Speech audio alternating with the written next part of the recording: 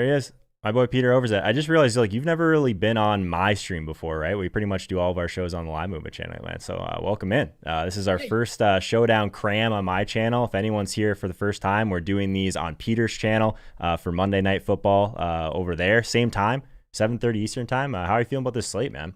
I'm a little behind on it in terms of building because we were working through the main slate a little bit with TJ just then. But I assume you're mostly done at this point, right? Yeah, I am. I'm trying like a little bit of a new process, so I'm slower right Mm-hmm. now. I'm trying to get better about removing my duplicates. Mm-hmm. So it's taking me longer than it normally does. But yeah, I got all my lineups in. Didn't seem like we had any big inactive news. So I think I'm ready to roll, man. Nice, dude. So let the people know who weren't here, I guess, on Monday. What types of contests are you typically playing? Are you doing some of the similar stuff that we do for the tilt space? Is it small field, single entry type of stuff? Are you doing 150 lineups? I mean, I know the answer to this, but I figured I'd ask Yeah. you anyway. Yeah, I'm a nit with my showdown selection stuff because I like playing all of the slates and I'm also playing to get first. So there's lots of slates where I just totally brick. So I'm playing all of the big 20 maxes, all and when I say big, I mean large field. It's low stakes, $5 and under. And I'm playing all of the single entries like under $15. And just trying to get in as much as I can. And then man, one thing I love, they have all of these like winner take all contests where it'll be like 200 people, dollar entry, but $200 up top, $500 up top. And I love playing those because people generally toss in very cash lineups. So if Hmm. you just get a little bit unique, you give yourself big time first place equity and you don't have to win that often to be profitable in those. So that's basically what I'm playing. I'm still getting my feet wet. I'm still trying to get better at this as we go. But yeah, game selection's been pretty dialed in. I don't vary from that too much. Yeah, I like that. I like the idea of like getting weird with some of those other contests too. I experimented a little bit with some of the like the multipliers and some of the like just like not necessarily winner take all contests, but there's like some soft lineups that are thrown in those overall, especially some of the lower stake stuff. So that makes a ton of sense overall. If you like literally land on like that top 5% team, that can pay for your entire season playing for those kind of contests too. So I like that quite a bit. So I'll ask you this. We always kind of start here because I know that you're spending a little bit more time on roster construction and kind of these types of slates overall. I know there's that article over on Roto Grinders that you speak very highly of as well. So what type of construction are you looking at so far on this slate in terms of like how many guys on each team? I know the captains typically skew more ownership towards the quarterbacks, but how are you feeling overall about the construction side of things? I mean, from the just overall construction, just because we have a lower scoring game on tap, it's harder to envision, the 5-1-1-5 builds getting there in a route and a tighter spread at 5.5. So historically the leverage has seemed to be here in the 3-3 range. Check out. I feel bad. I don't want to give away all the goods on Hmm. the Roto Grinders article. You got to subscribe to that to Definitely. get that. There's good work there. But yeah, this is one where it's tough because I like it on the slates where the 5-1 offers a ton of leverage Yeah. because people are less likely to do that. But this does seem like a slate where you want to be more balanced with these builds. And that's kind of how I went. Lots of 3-3 and 4-2s with mine. Yeah. That's kind of what I have so far. Like, I guess I didn't even tell the people that missed Monday. I typically do a similar type of game selection that I do on the main slate. I'm playing a lot of like smaller field, 3 max single enders type of stuff. So less than 250 people. I'll throw it in the lottery ticket ones as well. But I'm trying to get a little bit different at captain, no matter what, anyways. So it's looking like not a lot of people still are going towards Cam Newton. Like Jared Goff seems like he's going to almost double up Cam Newton in terms of captain ownership. Is that kind of what you're seeing as well? Normally, it's a little bit more condensed on those quarterbacks. Yeah, this one's interesting because it does seem like Cam is going to be the most popular, but then you're going to have kind of all three of the Rams guys there, Woods, Cup, and Goff, I think pretty close. And one thing that was interesting to me, even when I was just running optimals and not trying to get rid of duplicates or anything like that, the spread on captains was kind of all over the place. Like I Yeah. was getting Jacoby Myers in there, Demir Birds, all this stuff. Normally, the optimals are pretty concentrated on quarterbacks. And so I thought that was interesting that the math was kind of pulling you in all different kinds of directions at captain. That's interesting. Pete, I was like kind of distracted. What's this bit about your thin upper lip? I don't get it. Last night I was doing a show and I get this tweet that just stops me cold in my tracks. And someone says, Pete, you need to do a fleet about what it's like to have no lips and how you overcame it. And like you get a lot of things, throughout your life, you hear like similar things about you or whatever. Never once in my entire life has anyone said to me, I have little lips. And I've been shook ever since then. People coming out of the woodwork saying, yeah, it's kind of true. This morning I wake up and I have to go to my wife and I say, Lauren, someone said I have non existent lips. Is that true? And she laughs and she goes, that's funny. I was like, what? You thought this all along too? She was So on board with the bit. she's Oh on board with man. the take. So I don't know, guys. Do I have little lips? I don't know how you recover from something like that, man. That's a tough scene. Chris Neville in the chat. What's up, Chris? Our CEO, our fearless leader. He'll probably be in the qualifier for this showdown slate. So hopefully we can bring him a little bit more value outside of just your lips today, Pete. He's trying to get that 5th seat in the live final. So we should probably talk a little bit more about some of the actual things going on for this slate overall. A lot of people on Cooper Kupp, Pete. People tell me that this slot corner, Jonathan Jones, is 5'10". Cooper Kupp is just going to run all over him. Where are you at, I guess, on the Cooper Kupp versus Robert Woods train here? Wow. So we're getting our hands in the dirt. I got to get at least one take so Chris doesn't get upset with me. Yeah, I'm looking here at my exposures. I am pretty much dead even on Woods and Cup exposure. And I mean, it kind of makes sense, right? Like I don't feel like either of them have separated enough for there to be like a meaningful difference in ownership and projection. So if you want to get your hand in the dirt and break ties in favor of a matchup you like better, because you're not losing out on ownership or price, I think it's fine to lean Cooper Kupp if that's how you want to go. Yeah, I think it's really close for the record. TJ Hernandez in the chat. Obviously, we just finished up our segment, our locks of the week segment. Pete goes, how do you pronounce words with B's and P's? I don't know. You have all these inside jokes with literally everyone, man. I don't understand what's going on. Actually get this inside joke, but I will batting practice. How are my lips doing on this? Batting practice? Oh man. All right. So leverage spots, Pete. This is kind of a little bit more up your alley anyway. Chris is going to ask you what's your hot take of the slate. Give Chris one hot take, a guy that's going to be under-owned, maybe an under-owned captain. Give him the answers to the test on this one. Yeah, so I'm looking here at my exposures. I think I'm going to end up a little heavier on the field on kickers. I have 40% Matt Gay in my lineups right now. So I think that might be one of my leverage spots. I also have 41% N'Keal Harry. And because I think Bird and Myers are going to be so popular, I think Harry could fly under the radar a little bit just because he doesn't have the role that Jacoby does and he doesn't have the price that Bird has. So I think he could go under the radar a little bit. And then I have a decent amount of Gerald Everett as well, a guy that I think could be lower owned relative to what his ceiling could be in this game. Yeah, Everett seems like one of the top value options for sure. He just seems like extremely cheap. Like you're still just basically looking for like a touchdown at that point anyways. So I like that call quite a bit. What do we do with Cam right now? Like as a passer, he has just been absolutely horrendous. So I get the Jacoby Myers play. I get the Damiere Byrd play. But it's still possible that Cam just like runs in 2 touchdowns and doesn't do anything through the air. So I'm struggling a little bit with how to correlate Cam. Are you more interested in Cam on like a 4-2 build where it's mostly Rams, or how have you been kind of working through that correlation?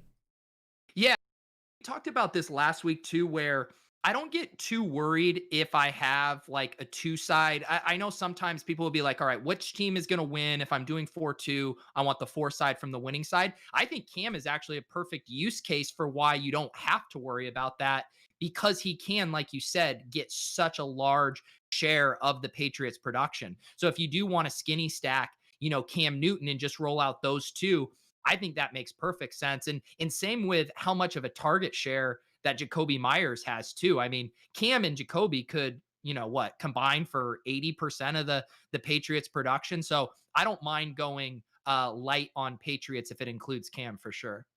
Lamarca in the chat, he says that we can't even call ourselves DFS touts if we haven't brought up Akers yet. So what's the Cam Akers take right now? He's entirely removed from the injury report. That much we know.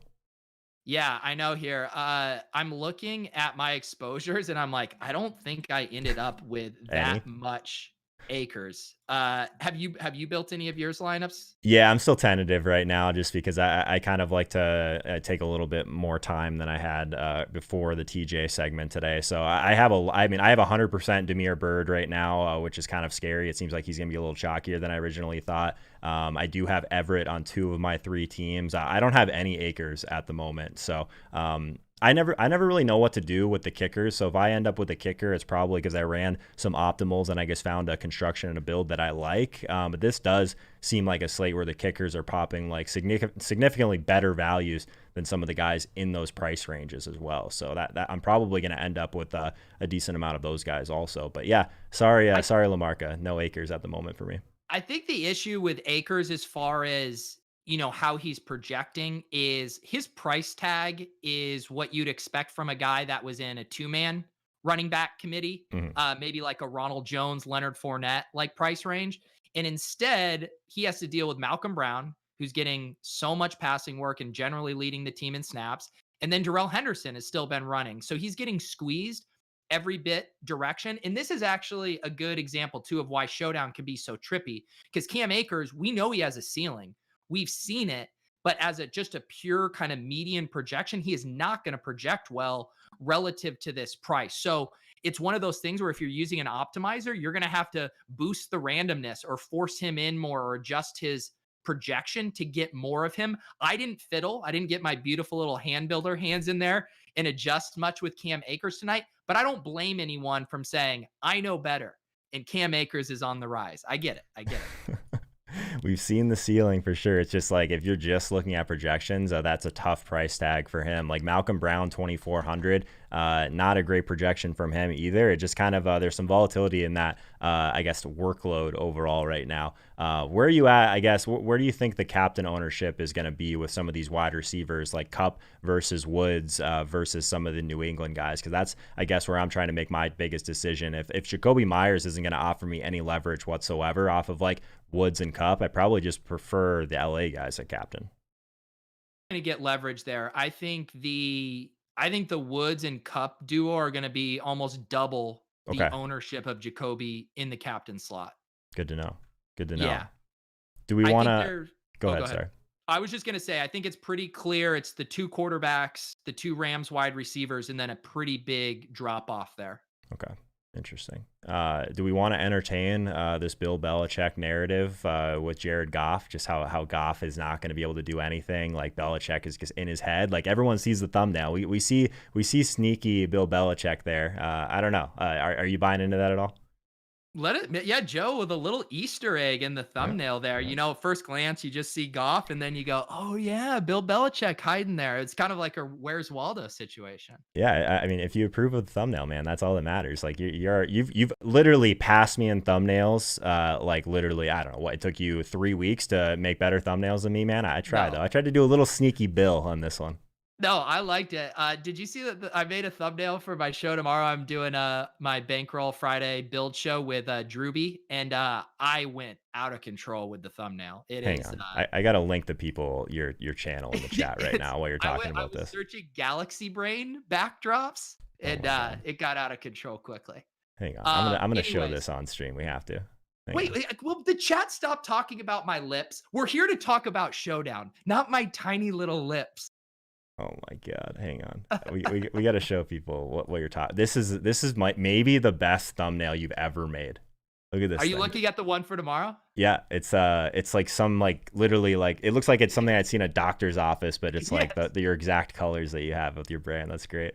Yeah, you're not even on it. Your face isn't. You should put your head on this. I feel like you should like. See, dude, I was listening to your guys, Devin. Now I don't know if people want us getting into YouTube GTO. Yeah, they probably hate this right now, but yeah, I don't know. Some people seem to like it. He was back and forth where he was saying he saw an uptick in views when he stopped putting his face on his. So I don't know. I'm experimenting a little, Joe. Yeah, because he's in gaming. If you throw Ninja on it, he's obviously gonna get more clicks. So let's do this, Pete. Let's Should we? What else should we do? We have a couple more minutes here. Obviously, directly after this, at the line movement show, we'll go through the entire slate again, or the entire main slate with Lamarca. Obviously, Lamarca's in here. Noel fan's in here.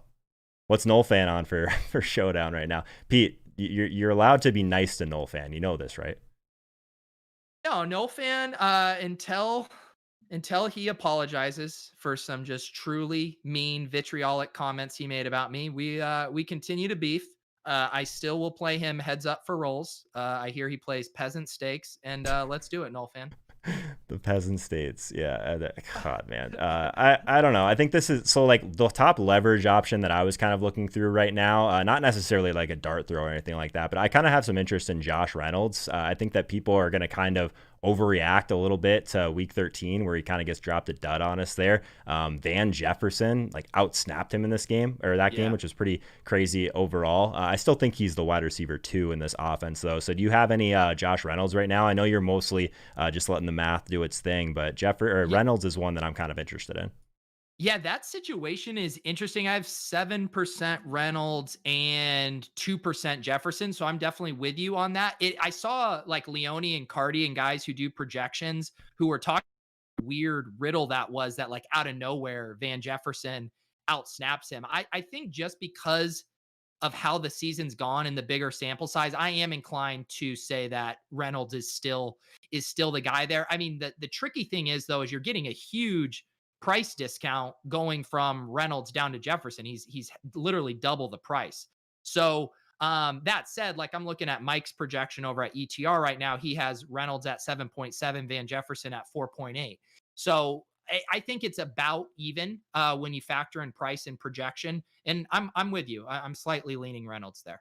Okay. Interesting. Do you have any lean on like a Cam Akers versus Damian Harris, like projected very, very similarly? The price is pretty much similar as well. I think that I don't know if either of these guys are a very good value. I was more thinking if like either of them could be a reasonable leverage spot over some of these pass catchers who I think are going to be a lot more high owned. Yeah, it's interesting. I think it does look like ownership, price, and projection are pretty similar on Akers and Harris. So you're probably just breaking ties in favor of what story your lineup is telling.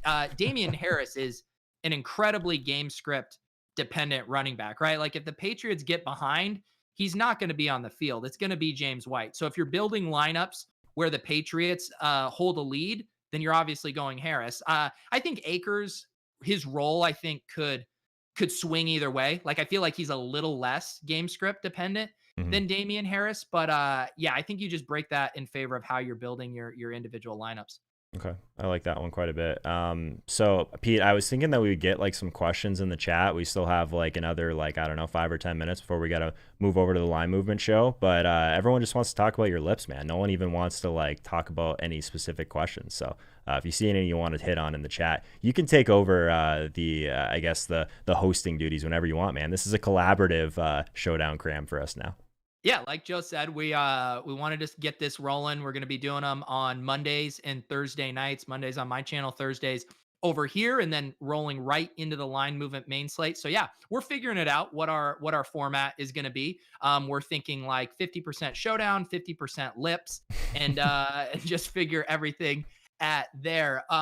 Someone's asking about defensive takes, back-to-back questions on defensive takes. Okay. I'll mention again, I think the general rule of thumb is the way the defenses are priced, they never project that well. I normally have very little defense. This slate's a little bit more interesting, I think, and I'm getting a little bit more of both defenses tonight. And I think partly because those guys have been more turnover prone and we see in these lower scoring games, these defenses in there. Let me tell you my exact exposures right now. So I'm still not that high. Patriots 3%. So I'm going to come in under the field there, and Rams 6%, which is actually more than I generally have. I'm normally like 1 to 2% on defenses. So that's telling you that I think I'm even looking at a lineup right now. I have one lineup with Rams captain. So I'm messing around with the defenses more than usual tonight. It's interesting, kind of like I've been studying some of the smaller fields and some of the better players and some of the higher stakes lineups because I know there's still some people out there that just want to build their single bullet. They want to hand build for this stuff too. But I've seen guys like Osimo play both defenses, and especially these kind of like gross Thursday night football slates overall. I don't know if this is a slate where I'm really on board with that, but is that something that you ever end up with using optimizers for 20 max stuff? And Or like very rarely? when I use the optimizer stuff too, I don't use hardly any rules. Like I think sometimes people when you are, I was talking with Leone about this too, where like sometimes putting like a bunch of the obvious like correlation rules and stuff actually lead to more duplicates because other people are making those rules too. So I don't rule anything of that out, but it's just that thing of the math generally isn't projecting the defense as well. So you're less likely to get them at all, much less in the same lineup. So I think you'd really have to be boosting the projections or manually forcing it to get there. And it's hard, right? Because the way the scoring works, when a team scores, a defense scores, that hurts the other defense's score too. Mm-hmm. So like it's just really hard to envision scenarios where both defenses could end up in the optimal. Someone in the chat was asking me if I'm cold. No, but I am a company man. Blitzbet.eu. If you're south or north of the border in Canada, that's where you should be placing all of your bets. Obviously, Chris Neville, our CEO of our public company in here. Chris, put the ticker in the chat, all that good stuff. So basically, this slate overall, Pete, like it does seem a little bit more gross than originally I thought it would. Like if people are going to be all over this Jared Goff captain thing, I kind of want to be on the other side of that, but the New England side is kind of foggy overall. I think that Cam should probably be a little bit more owned than it's looking like right now. So maybe I'll end up with more Cam than I originally thought. I rarely play these quarterbacks at captain, so trying to figure out the best way to not play quarterback captains, but also Cam just has been throwing the ball so terribly that the captain decision is a lot harder for me for this slate for some reason. Yeah. I'm with you. I definitely have less quarterbacks in captain than I normally do because the way I build, I tend toward optimal captains and getting weird elsewhere. But I'm all over the map today with captains. Like I have some N'Keal Harry captains. I have a Josh Reynolds captain. I have Tyler Higbee captain. I'm kind of all over the board here today, and I think that speaks to the captains not being as like obvious smash projections as normal. I think one thing that I'm still trying to get a feel for too is like at what point do these like really like strong value options be better captains overall when we don't have like these massive ceiling projections on some of the top end guys on the slate. So this like feels like a slate where like an Everett captain or like one of these like cheaper guys overall, like a Damian Bird value captain, something like that can really just let you build whatever you want from there. So I think this slate kind of shapes up decent for like a value captain as well. Like when do you normally see those end up in the optimal when it ends up being like a super low scoring slate? Still, I'm trying to get a feel for that too. More, you generally will see the super cheap guy when there's a ton really high scoring slate. Like I remember Okay. those, like, because basically what you're thinking of is like, say a Chiefs slate, right? Where like Mahomes, Kelsey, and Tyreek all go off. It's too expensive to have one of them in the captain. So all of a sudden it's like some random dude like a Darrell Williams or whatever that allowed you to play all those. The thing about Damian Bird is we've seen a massive ceiling game from him, right? Week 11 against Houston, he goes off for almost 30 points. So he's like a more viable pump play captain than usual. Like I think his floor and ceiling is much higher than a normal $800 guy. So it's a unique situation, but I also think it's too obvious of a situation and that you might not actually get that much leverage on that play. I'm with you on that. Pete, we're going to throw a little bit of a curveball in here because I've built two of my teams. Okay, So let's do a lineup builder for the next like 3 or 4 minutes for my last 3 max team. So yeah, smaller field type of situation. So we're going to try and figure out, I guess, what to go with here in the captain spot first. But overall, like construction wise, should we go like a 4-2? I do have a couple cheaper captains right now on my other 2 teams. So let's do a lineup builder for the people. People love lineup builders, man. It's insane. They do. And, I do have to ask, though, don't dupe us, bro. Yeah. Please don't dupe Are you us. kidding I'm me? begging. Doesn't help anyone. Yeah, let's do it. Let's do a 4-2. Okay. I think we can maybe get a little more unique there. But I'll let you be our captain. Who is our captain?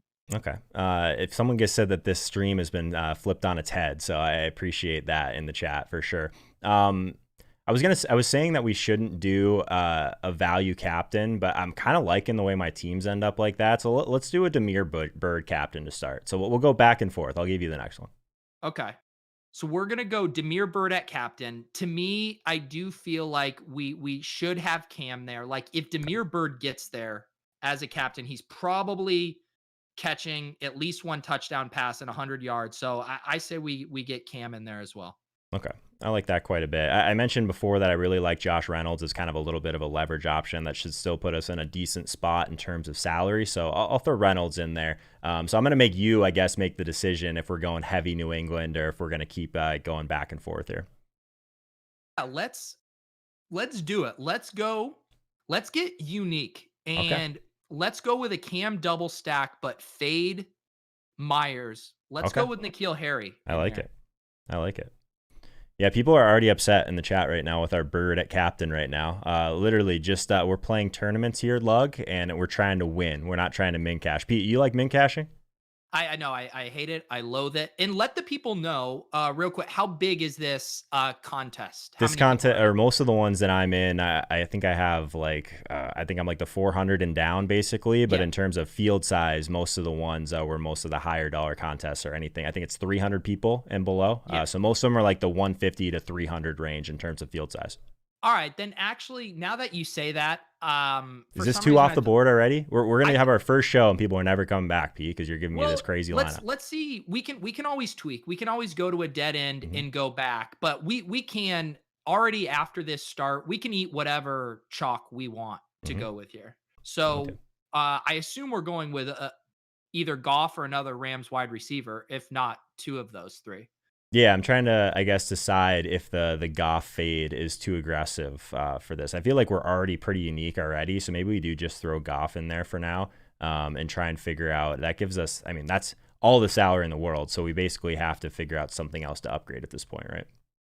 Yeah, I mean, once we put Goff in this one, I think we do get Cooper or Robert Woods, and then I think we could probably upgrade because of this field size. We could still keep Bird and what do you think about Reynolds at captain and we move Bird into our flex? I just worry more about Reynolds having the target share that will allow him. Basically what we're doing when we go with these cheap guys is we're raising our floor, right? Because we're able to get more. But I'm trying to think, can we win this tournament with Reynolds at captain? I don't know if we can. Yeah. Okay, so if we leave it there, I mean, the only thing we can really upgrade at that point is either Reynolds or Harry. If we moved Reynolds to Woods, we're probably like way too chalky at that point, right? This seems really loose for salary. After putting Bird in the captain, we can literally do whatever we want. The thing is like, so I've been looking at stuff for how field sizes affect duplicates, and a 300 person field size, it isn't really near as a concern unless we're running like a true optimal. And I think in this field size, even one meaningful pivot is helpful. And so going from Myers to Harry, when you have that salary, I honestly think is enough to not be duplicated in this contest. Okay. So we probably don't want to leave 10K on the table. So if we didn't go the Reynolds route, we can still basically play whoever we want. We could just go Goff, double stack with Kupp and Woods, and then still have like our 3-3 with Cam Newton, Harry, and Bird instead of Myers. So that'd be like the pivot basically, is Harry instead of Myers if we did put Woods in there. I guess, what do you think of that one? Yeah, it does seem like a lot of salary to leave on the table for this. I mean, would you want to we could adjust captain. I'm fine with that. Yeah. If we did, who could we put in captain?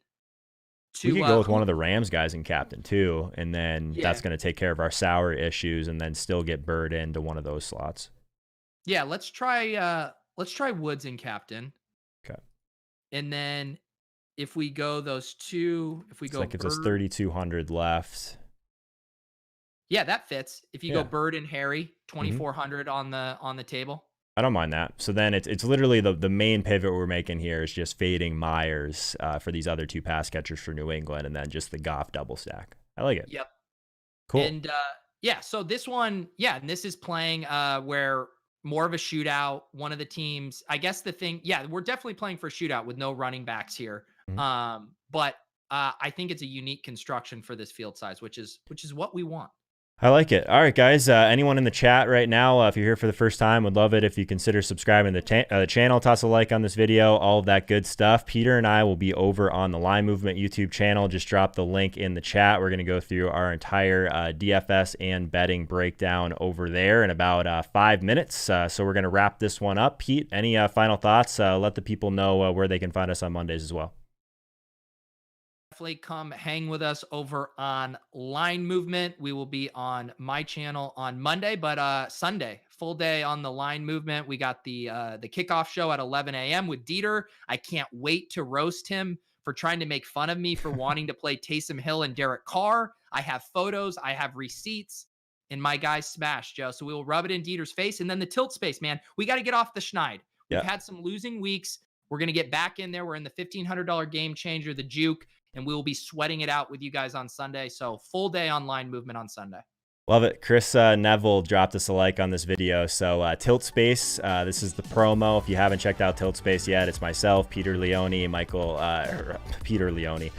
Michael Leone, and Peter Overzet going through our high stakes lineups on DraftKings. Also a little bit of a sports betting wrinkle, the super contest, winner take all.